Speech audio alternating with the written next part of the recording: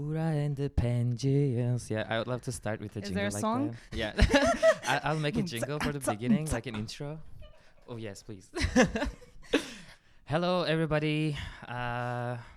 We are streaming live from Planeta Za on Shella Radio's quarters, and I am Buğra, and this is Leia, AKA Kafka's widow. Kafka's widow. And this is the first ever Buğra and the Pangeans. Please excuse any awkward moments, because I feel like don't excuse. Yeah. Remember the awkward moment. We value the criticism. Yeah, we're open for anything. And first I'd like to introduce myself and Pangaea. So Pangaea is a most of you probably know already. Pangaea is a feminist NGO focused on education, advocacy, and community building. And we host educational sessions, safe spaces, workshops, and many other events for the fundraisers, marches for the feminist queer community in Prague. And it's one of the only English-speaking NGOs. And I think we've done a lot of great things last year, and this year it's coming up as well. We have a good line of events. And so Shella Radio kindly invited us to have a program with them, and it kind of turned into this. And we'll see how it's gonna go today. And okay, I have my guest here, Hello. Leia. Could you please introduce yourself to us? My name is Leia Elisha.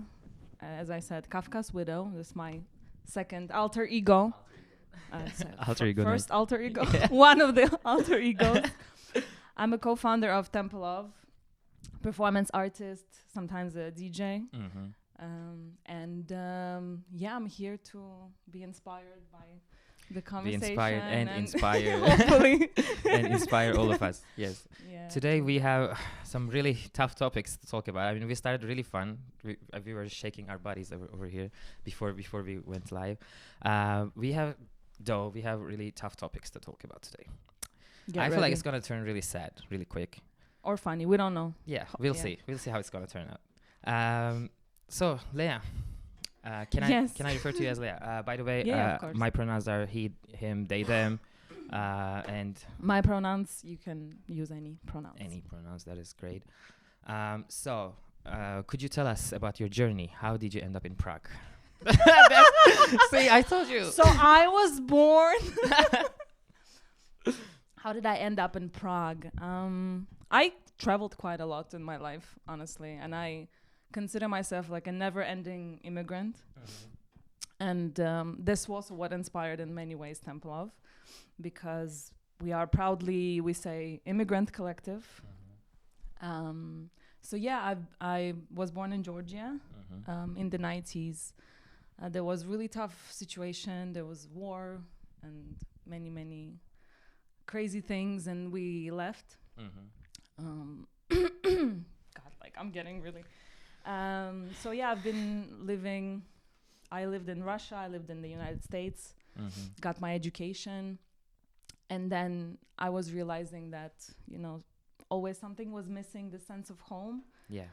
But in many ways, I wouldn't say that any place gave me the sense of home. Mm-hmm. It was the people, and also comes from within. Yeah. So that is a really actually like nice point, because belonging is not always about the geography. I feel like it's not a geographical thing. I feel like it's more about community, more about people around you. It's about care. It's about like, for example, I also moved from Turkey. It's my 4th year in Prague, and since I got here, that was the biggest challenge. For like first 2 years, I felt like a tourist, just staying for a longer time. Mm-hmm. And it was really hard for me to settle down. Like I still have problems with it, because it is really not that easy to find a community. It's not really that easy to feel safe and stable. It's not really easy to feel the ground that you're stepping on very sturdy. It doesn't feel that way always. It's kind of, it's like a jelly, when you step on it, you don't feel really safe. on your steps. Right now, the coffee shop next to my apartment building, they know what I order always. I go there and they're like usual. Oh, And what do you then- order? Turkish coffee, I Armenian wish. coffee. I wish, but unfortunately no. I order oat latte with an extra shot. With lavender. That's my order. Yeah, the I don't know, like the buffet next to my house, they order tobacco just for me. You know, these type of small things. I see. Not you're a local. It's just like now See, you're like, this type of small oh, things. this place is closed. And, like it used to be such a good place. Yeah, I yeah. remember. This But type of small gentrification things. changed it all. These type of small things make me feel like, yeah, you know, they do care about me a little bit, and that feels nice. But in a way, I feel like, you know, being in many places throughout my life, like switching from one to another, I would say Prague really attracts my type of weirdos. You know, in the US, like it was not, I mean, I don't want to like say, oh, like generalize anything. But in Prague, it just really attracts the right psychos for me. Well, one time a friend told me, like, if somebody asks me, what is the vibe of Prague, the best definition would be just weird. I feel like it's a weird city. It's not. I mean, it's beautiful. It's visuals, aesthetics, everything, but it's just weird, and I really like that weirdness. I really love the weird side of weird. It's my type of weird, definitely. Yeah, I saw you. I was like, yeah, that's what. Yeah, that's my type of weird. Let's go do Shella. Yeah. So the thing that I would like to touch upon is, so many immigrants, especially queer immigrants, they face the dual challenge of finding safety with their sexualities, their sexual orientation, their gender identity within themselves and with the people around them, and also they try to feel this connection to the place they are in. And how did you manage that in Prague? Like, what was the biggest challenge for you to feel like you belong here? Although you said like the places don't really define some spot for you to belong in. I mean, we left. I would start maybe earlier because I mean, I grew up as a minority in Moscow, in Russia. We left when I was a kid from Georgia. We're war refugees. So I felt since my childhood like I'm a guest, and I was a guest. It's always the question, where are you from actually? Yeah. You know, or the sense of belonging that is missing a lot. Yeah. But I would say for me, and then in the US, you know, people don't even know what Kafkaz is. Yeah. And I remember I was filling out application to go to the university, and they ask for your race, and I didn't understand what it was. And one of them is actually Caucasian.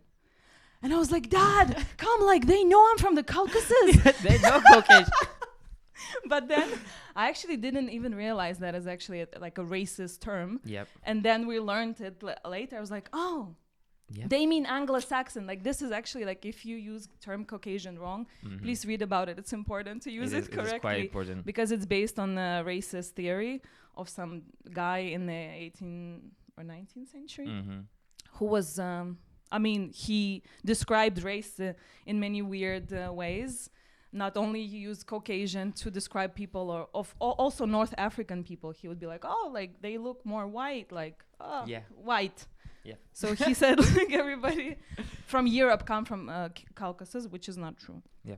And also he described many other races as really, like, not.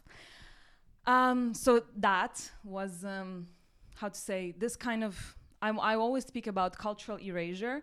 And in many ways, people really don't know much about Caucasus and I would say also Central Asia as this huge, very diverse, very interesting historically regions. You know, so for me it was really, this like finding the way to learn about my own culture as well, you know, because I didn't get to practice it till certain time. And for me, the way to discover this is through music and dance, because I'm a dancer, singer. So for me, and that's again what inspired Temple of so much, is exploring and loving and accepting your own culture through music and dance. And I think it's a really good way. So I would like to talk about that more. I'd like to talk about your art. So how did you end up? What does it mean? Of course, what does it mean to you? What art, first of all? What is it for you? A DJ set? Is this art? No, it is. It is an art form. Yeah, it is Definitely. But what does your art mean for you, and what drew you into this? It is the lost sense of home, I would say. Yes, because when you are a refugee, when you travel a lot, trying to find your home, but it's not really about, like, when you realize that it's you actually who can create this sense of home. Yeah. And also, in many ways, now I'm like turning 35, soon. So for me, when I meet those like young immigrant kids, I want to be a little bit like a parent, and I understand the struggle and like loneliness. Yeah. So this is also something that I want to build, like a safe space, a community. Yeah, I mean, eventually, hopefully, right? Hopefully. But we all need that. We all need that, really, very, very much. I feel like this is a really emotional topic for me to talk about, because I'm coming from Turkey, and we have lost so many queer people to the government oppression, to brutality, and I just can't stop thinking that if only if there was a community to support each other better, there could be another reality we will be talking about right now. Of course, same in Georgia. Like we are, it's really similar in many ways. Of course, different governments, different, but same shit, different color. Same shit, different color. Definitely. A little different shade. Yeah, just a shade. And so Tempelhof, you founded Tempelhof in Prague, and so apparently the drive behind it you already mentioned. And how do you think it is providing this space? How do you use this platform or other platforms around to create this? Do you for example, with the other artists in the Tempelhof, do you plan on this specifically to create safe spaces, or do you just do your art and it just happens? I mean, how to say, you can just, honestly, something that I just wanted to see myself, that I would say this was like, I want to create this exact thing. It kind of shaped itself, in a way that I feel like the most important thing to understand what is missing for you, what you would like to see for yourself, and to create that. Yeah, because sometimes I would get mad, when I see something that like, like just a party, like it's not enough for me. Yeah. And I wanted to, I would get weirdly mad. I was like, why am I mad? What's happening, And it's this weird, maybe in a way, like jealousy you have, that you're like, you want to create something that, and you can't, and you were like stopping yourself. And then you're like, listen, you don't have to have this like feeling of negativity. You can just transform it and do something, not do something meaningless that you think is meaningless, but put some meaning into it for yourself and for hopefully for others as well. Yeah, that's so I think also what inspired this was more like a sense of unity. The sense of unity, I think, that is missing, because for me, I actually come from like a mixed background myself. I really detest any sort of like strong nationalism, so as a mixed person myself, I really admire, let's say, We have Armenian members, Azeri members, Palestinian, Jewish. As long as we are aligned on the same, we're on the same page, and we have values are aligned. We are united in this, and I think that's what gives me this sense. That is quite powerful, to be honest. That unity, that type of a unity, and like I totally agree with you, because sometimes I go to these events and these parties, and it just doesn't satisfy me, because I look for a political consideration behind it. I feel like there should be something deeper into this, whatever you're doing, putting out there, and there should be. It shouldn't be just to shake your head, shake your ass.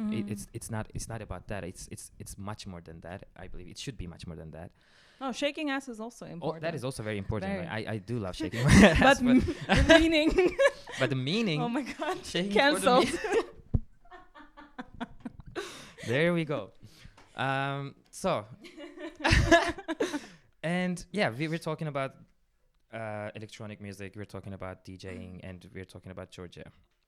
Yes. I would like to ask you, could you please inform us? What is the significance of rave in Georgia? Because probably everybody saw a lot of videos from Georgia, the resistance videos, very inspiring. But I'd like to hear from you. What is it like in Georgia? To be honest, I would say that it's across the world. The rave culture in Georgia, of course, is led by the most progressive, the most open people. But it's not the first time, and it's not the last time, because it started as a movement, techno and rave. Started from the 70s by African American community and African American artists. So that's not like news that it's a progressive and really movement against the ruling political parties or crazy right-wing people. Like, it's always been like this. And like rock and roll also. That also comes from African American culture as well. Rock, music, punk. It's all those movements that are always behind their time. But also that. So in Georgia, of course, like clubs like Bassiani, Tess, Khidi, they all are part. They shut down completely the events, and they focused on the protests.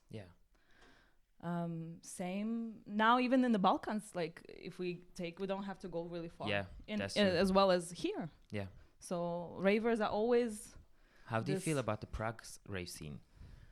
Do you find it really politically satisfying? Do you find it political enough? Do you find it? Because I feel like these techno music and rave, as you said, it roots in this movement. But do you always feel like every techno event, every rave is driven by this political agenda, or? Well, no, of course. Unfortunately, it's not. People started saying, it's not political. Come on, music is not political. Are you insane? Like, are you really? Really? Yep. Of course it is political, and it should be. And if you're not, it means you're bought by you're corrupted. Your brain is corrupted by the system. So get out of the system. Part of the Babylon. No, but I mean, here in Ankali, yes, it is. We're very much aligned with what I imagine it should be, and the people and the organizations here, including Shella, is working towards changing this. Of course, yeah. But no, and it's unfortunately not enough, and it's time to wake up and boycott places that needs to be boycotted. The ravers for Palestine, like, look up, But also, I want to tell you actually that one of the things for Tempelov is this sense of intersectionality. I learned it. So intersectionality is a really good word to learn. We should have a jingle for that as well. Intersectionality. No, but let's say ravers for no, not raves, but one of the rave page that is talks a lot about the Georgian political movement. They started posting videos from Hor Berlin that should be boycotted, and but Georgian can you explain artists, why should we boycott? because they prohibited the pro-Palestinian symbolic when a few times Cancelled. Yeah. So, and many artists they face that. Now they're trying to change it. They're inviting more artists, but there should be much more things done. And there's really there are conditions that are written, by the Ravers for Palestine and many other organizations. What are the conditions in order to, accept them and make them part of the scene again, which they're not doing at all. Yeah. But that's what I'm saying. Georgian artists or Armenian artists would go to this platform, wave the flags, the Georgian flags, and I was like, guys, boycott, this is the same liberation we're talking about. It's not just one nation, one ethnicity. It's it's together, it's and all intersecting. Exactly. So this is, I think, a really important thing to understand, because you cannot be only active for your cause. Yeah. You can do something about other as well, because it's related. Yeah. And if you don't see it, it's a bit blind, Definitely. So something I wanted to say actually. Yeah. And so going back to your past, your movements. So from Georgia, you moved to Russia, and you stayed there till my 20s. I was studying there. As I said, you feel like a guest in many ways, and I was called names sometimes on the street. And again, I don't want to say listen, I don't want to shit on any nationality or ethnicity. It's not what it's not about that. Yeah, but it's xenophobia is real. It yes, is real. and for the Caucasus people, and also a lot for Central Asian people. Yeah. Now, even I don't even know what happens now, but it's horrible. The things I'm reading. But then I honestly couldn't wait to I looked for ways to leave, and then I went to the United States, but also this, it's not for me, this place. I don't know, I never felt home so much there. Kind of scares me, to be honest.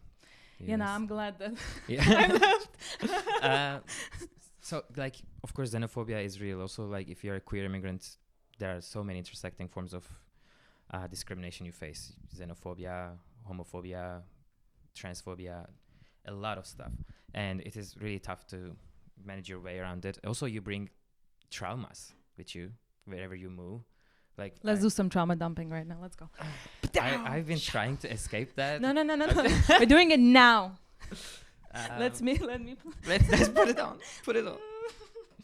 Can we have some sad music? Yeah, sorry. So, when I moved here, I remember first time wearing a crop top. I was excited, but I was also a bit scared, because I'm going to take the tram and go to a club just to dance and enjoy my friends' company and everything.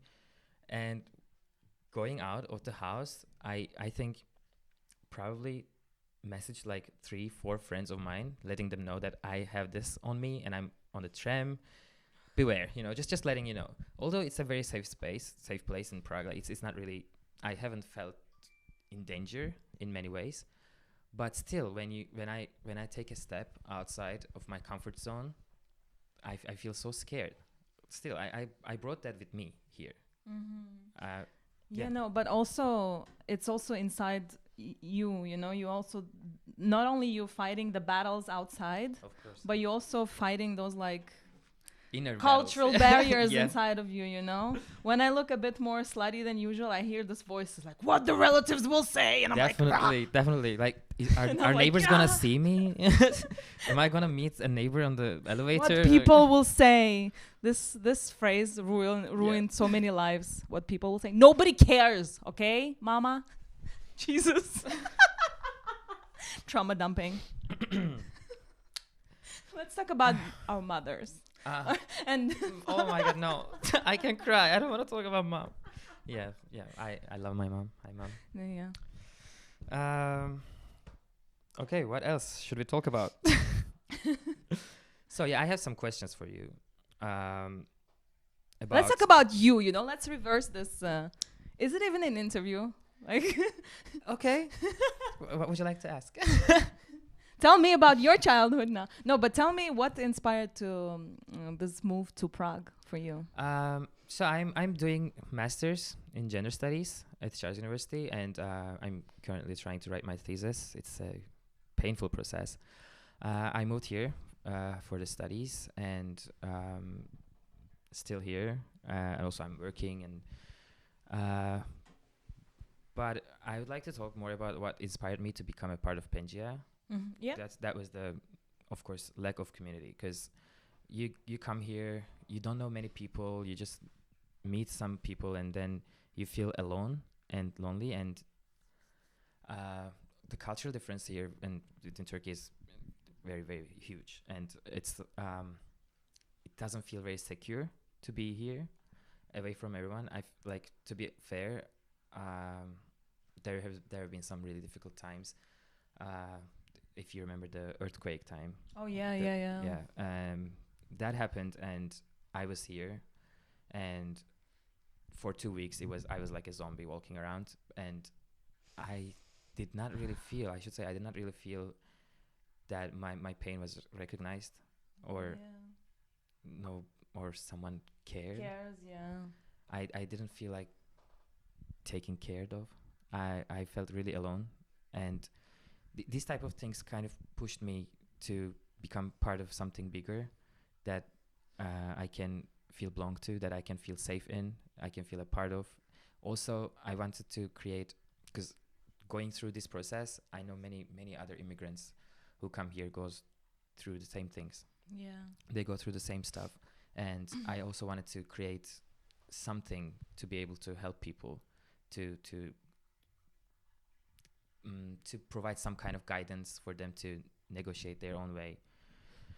So yeah, that's why I became a part of Pangeans, and it was one of the best decisions I've made. And we are always open for new volunteers, by the way. Just give it a hands up on Instagram. You can follow us. I love you guys. Yeah, we do. Thank amazing you for work. existing. Thank you, Pangeans, for existing. Thank you, Gustav.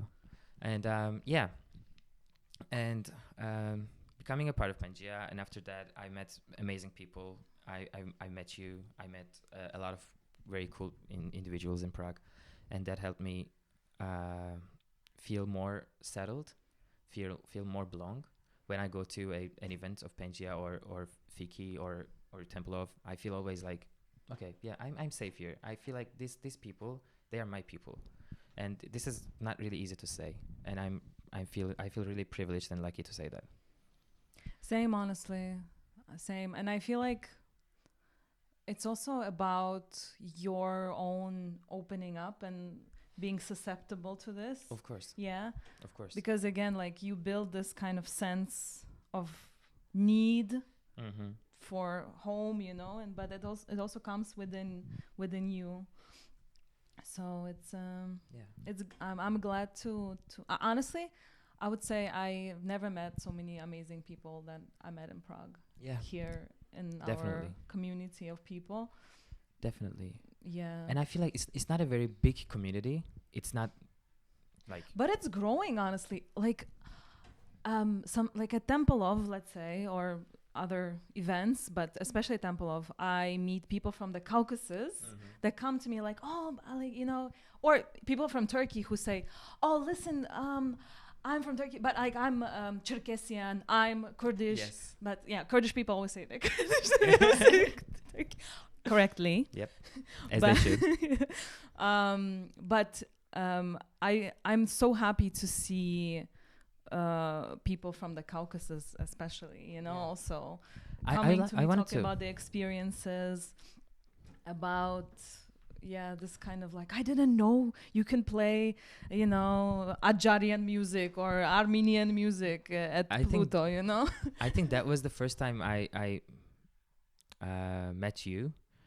I mean, I recognized you. I was I was at this party, and you were DJing there, and I heard your music, and I'm like, this feels like home. Like this music, this feels so connected to me. Like I can feel it, you know. And then I danced to you. I danced to your music, and the next time I was just saying hello to you. You know, I had to meet you. I couldn't miss that chance. Yeah, but also like, you know, the territory of Turkey is also really diverse. It's like, of course, it's now called Turkey, but also, you know, there was many other cultures. Of course. And Turkish people are also really mixed. Like really now diverse. We say, okay, I'm from Turkey, I'm Turkish, but it comes with many different identities, you know, including Caucasus as well, of course. Like say Urartu was there. So many kingdoms like Lydia. And then Ottomans came, and it was a big mix. Yeah. But Laz, let's say Laz are in Georgian, Cherkessian people, and the region of Adjara is also the border. So we have really similar food, dances. Yeah.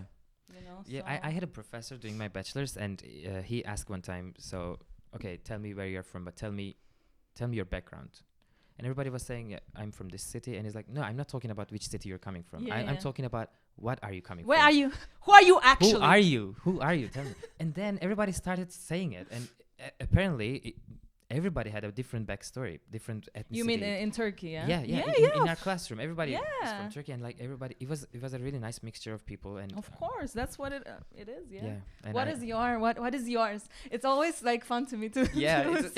So mine is okay. I am coming from, my ancestors are nomads, and they did not settle down for the longest time. They were nomads, and after the foundation of the Republic, they were forced to settle down because they cannot control nomads. The system cannot control them. You cannot get them fined or taxed. I mean, it's damn it. But now all my family members are settled, except we have actually like far relatives that are still on the mountains, living in tents, living the best life, I guess. But it's kind of hard to find them. So I'm coming from this tribe, this nomadic tribe called Yörük. That means the walkers. Yeah. That's my background. How about yours? Georgian, Armenian, Sephardic Jewish, Ukrainian, Cossack. It's like, so I don't think in my family they married the same. They're like, let's go something else. Let's bring something else into the pot. It's just like boring, you know. Next. That's like an experiment. Yeah, no, that's why. That's what I'm saying. Like, on top of this, I also did a DNA, and it's really interesting. I was just like, okay, like I'm lost. No, that's why I relate. I don't relate to nationalism. Like it's definitely.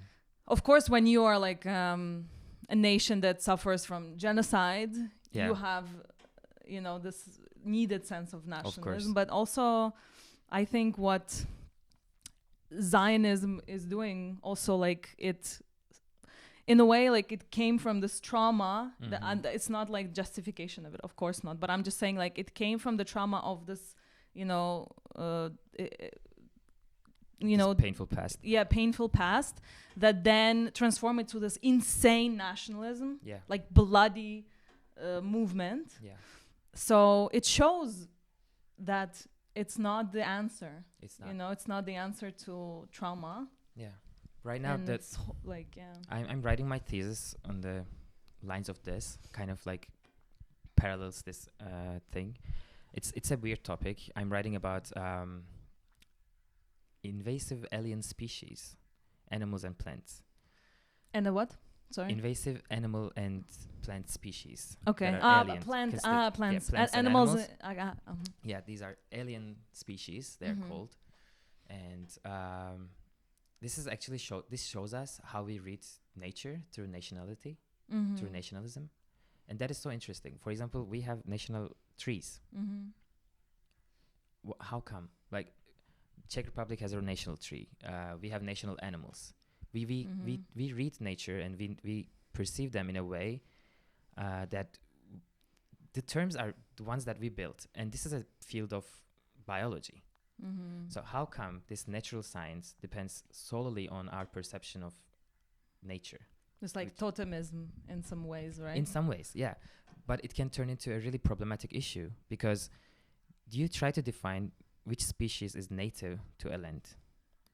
Which species is non-indigenous? Which species is the migrant one, introduced species? There are a lot of terms, so many problematic terms. And it is so easy to make parallels with humans.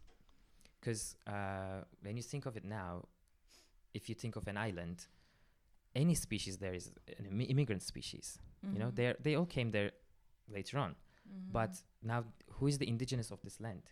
And if you claim... Oh, sometimes it's easy to say. Please, that's true. That's totally true.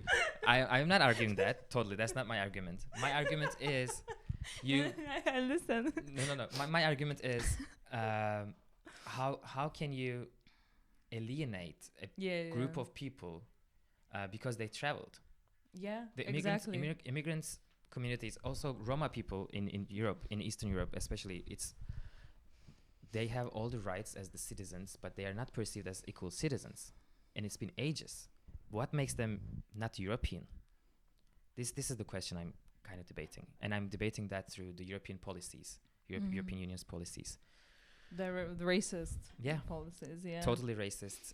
It's called environmental and preservation and everything, but it is totally racist, coming from a racist because many point people of were view. also like sterilized and Yep. you know, taking away the babies. And This same was- also with the creation of like Israel as Mhm, a state, as a Zionist racist state. Definitely. They sterilized the Ethiopian Jews. Yep.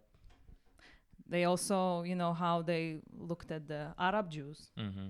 And I call Arab Jews for a reason, because they also like the notion, how to say, the term sometimes used is Mizrahi Jews. Mizrach means, means east, just Eastern Jews, basically, but it means Jewish people from the Muslim countries. Yeah.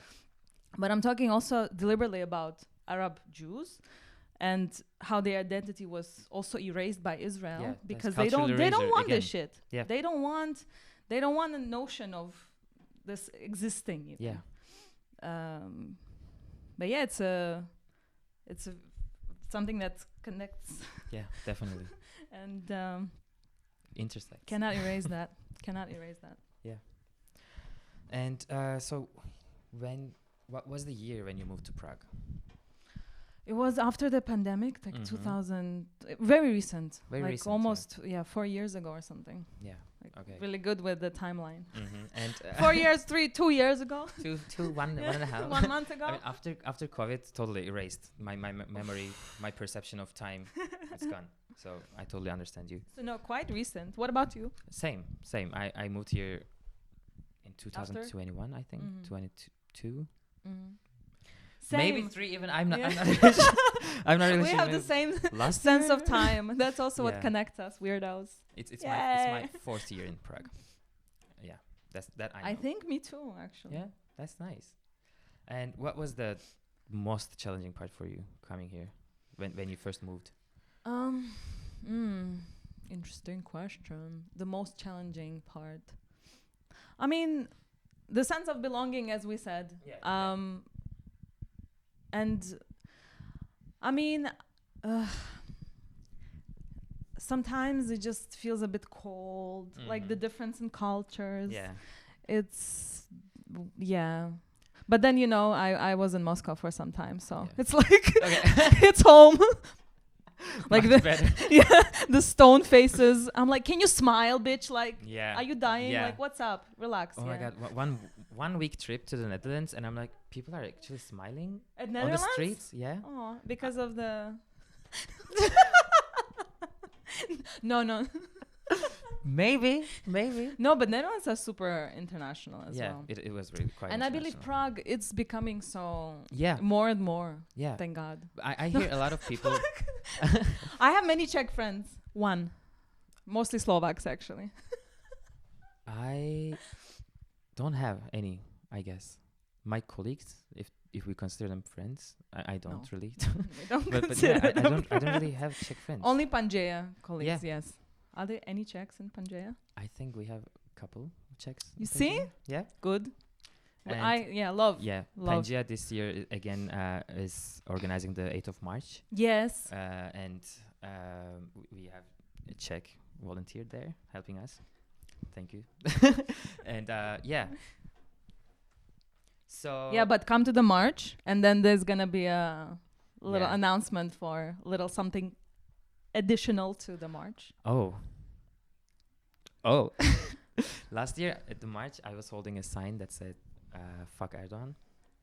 Good. Yeah, I was so proud. And then another Turkish friend came and she raised her sign saying "Fuck him harder." That was a really magical move. That was really nice. Very queer. Very clear. So what? So we mentioned many. Of course, like there are so many problems that we should work on, and there are So many problems we should work on. Yeah. Also, like in specifically in Prague, but also in general. And what do you think? What are the ways to fix these problems? What can be done? Yes, let me. For example, you founded Temple of. I think this is a step towards step towards fixing things. Wow. So should we have? Wow. If more you of think these? so, Isn't it? it means I can die now. No. I did. I'm not saying it fixed the stuff, but it's a step towards it. No. I don't know how to fix things. Okay. Tools. No, but I think uniting Mhm. and understanding that you're not the only one also. You know, if you dealing with a struggle, you're not alone in many ways. Like, you're not alone to acknowledge for yourself in your own head that, you know, for your own sense and safety, but also in a way to help and support others. You're not alone also. You have to understand that. Do you think, for example, the rave scene in Prague, do you think it is accepting, or is it open? Is it really a safe space for queer people? Is it a place for people to feel belong to? Because that is one of my concerns. Yeah, it can be quite disappointing. Yes, it's true. Yeah, Like, I also remember when we just started Temple of, and I remember one of the DJs in our collective sent it to a local DJ to check, and it said immigrant collective. And he said, remove immigrant. It doesn't look good. And I was like, I'm going to scream immigrant right now. Immigrant. Yeah. It doesn't look good. Wow. Yeah, it doesn't. You know, it has this like connotation. We don't want this. Like, it's too many immigrants. Yeah, It's like, kind of stop damaging the brand. stop targeting so many, you know, immigrant communities. We don't need that. No, but spaces like this, they help. Mm-hmm. But I think, honestly, I'm hopeful. I think it's becoming more and more, and people understanding this notion. I'm glad to hear that. It's getting much better. I also observed that. It's getting better. But I think, like, I don't want to say, like, okay, this space managed to be the best. No. I don't like saying that. I don't like this type of a phrase, because it kind of gives this image of harmony. Yeah. And it is dangerous to have harmony, in my opinion. I think there should be it's not. World is it's not the same. No, like, I don't want to say it, but no. Yeah, it is getting better, but there's always a lot of things to. Like, it's normal done to be better. hopeful. Yeah. Like, in a way, you know, in your head, Mm-hmm. it's good for your brain. Of course. But where we're going now, it's depressing as fuck. I'll be honest, and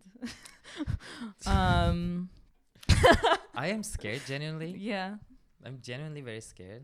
And it's everywhere, you know. It's like Georgian government, Turkish government. It's everywhere. Here. I feel alienated in my home. I feel alienated here. And I feel like I'm going to be feeling this way wherever I go.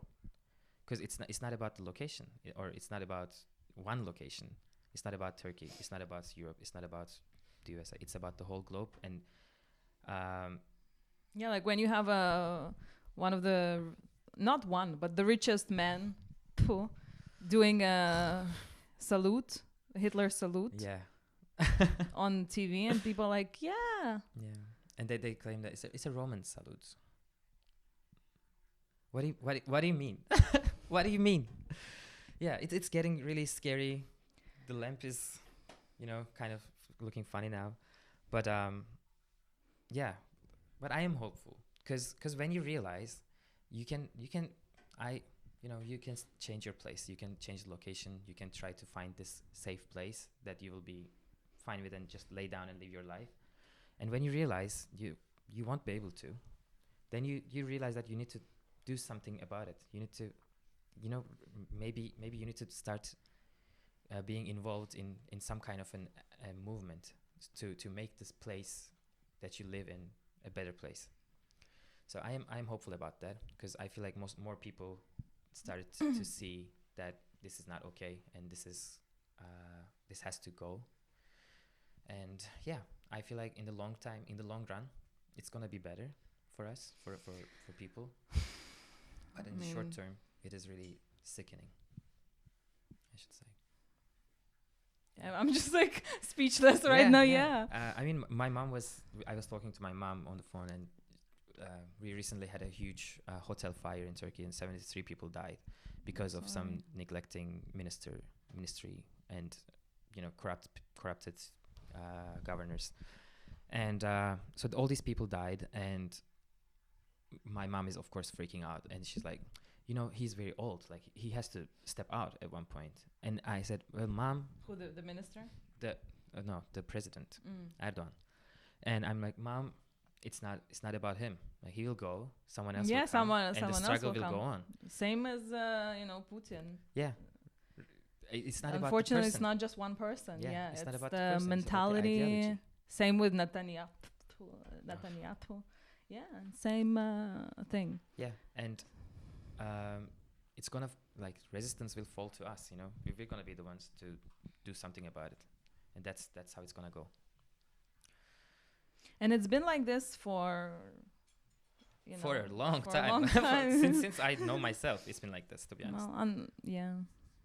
But history is cyclical, but we need to learn. Like, that's why we also need to learn history. Mm-hmm. Definitely. Because to try not to make the same freaking mistakes again. Yep. But it's just, unfortunately, also what scares me is the amount of stupid people. Yeah.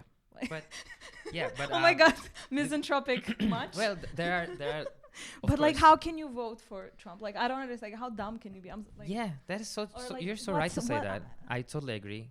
But when I think of that, I think the solution will never be to just, because we've done it in Turkey as well. How could you vote for these people? Are you sheep? We call them sheep for voting him. Yeah. And how does that work? It doesn't, because then you start labeling these people like, okay, these are dumb. I believe. No, don't label. They're just the only solution dumb to and this cruel is is the worst combination. I think the only solution is to just education, and that also falls to us. But then you see so many educated people as well, And of course, but education is a tricky term in that sense, because it can in wrong hands it can turn into a weapon. It can turn into a how do you call it when they clear your mind and put their own ideology, kind of. There is a term. English as a second language as well. So it can turn to a dangerous tool. But I believe, as I am doing gender studies, I'm a scholar of humanities faculty, and I believe it kind of falls onto me. And I'm a teacher. I did my bachelor's in education faculty, and I feel like it falls on me to try and provide education to people. I'm aware that nobody owes anyone any type of activism, but personally, I believe that is the way to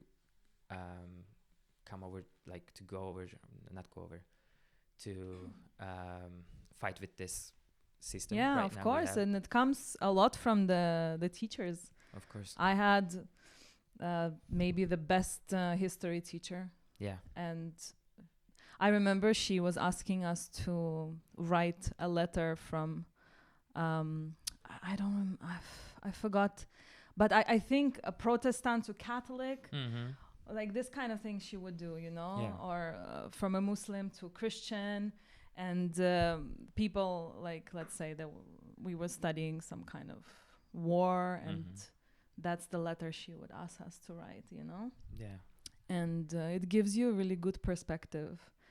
You start building bridges. Yes. Being more human and relating on the, like, she was like, forget about those dates, you know, forget about this particular timelines of history. Try to think like this person. Yeah.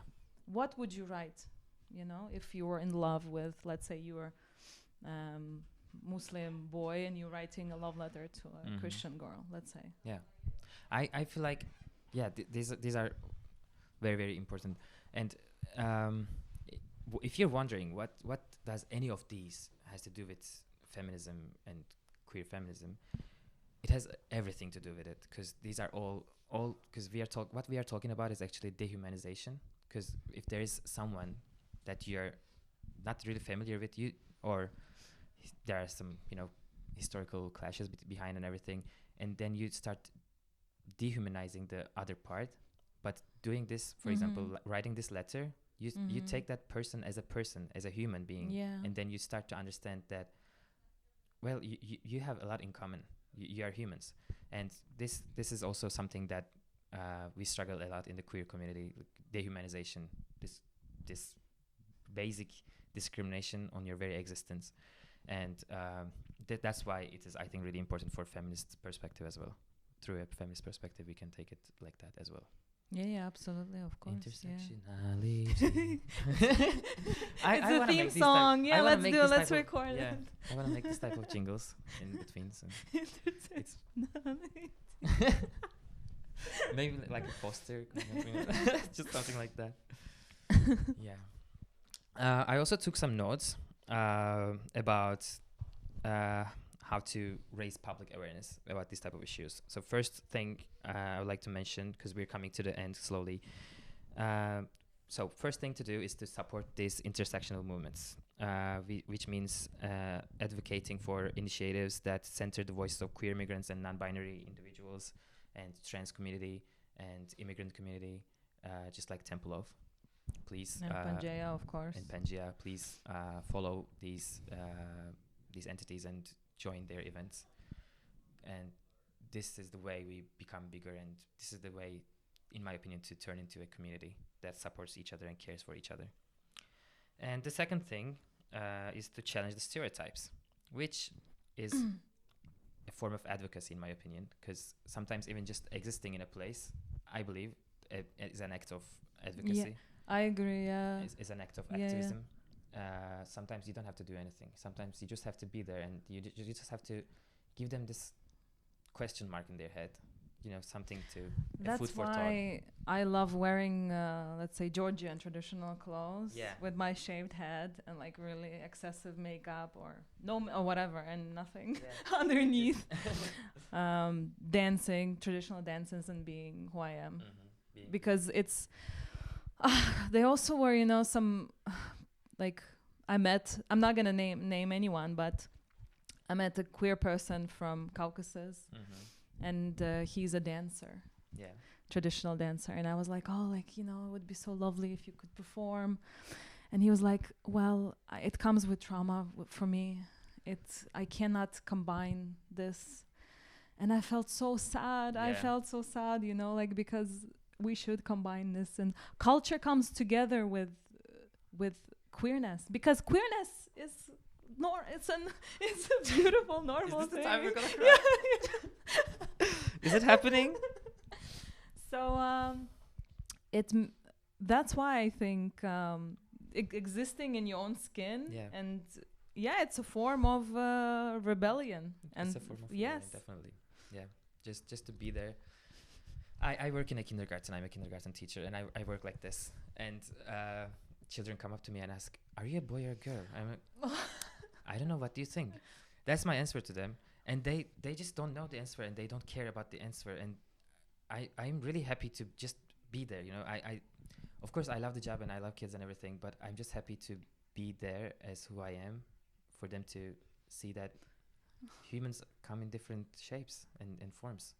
I want you to be my son's teacher. I'd love to. No, but another thing I think actually important to mention is this straight space that is parenting. Yeah. Because I'm also a parent. Yeah.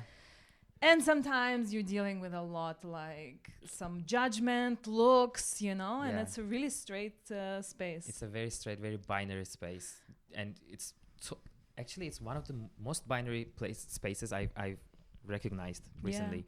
There's literally no other way than being a mom or a dad.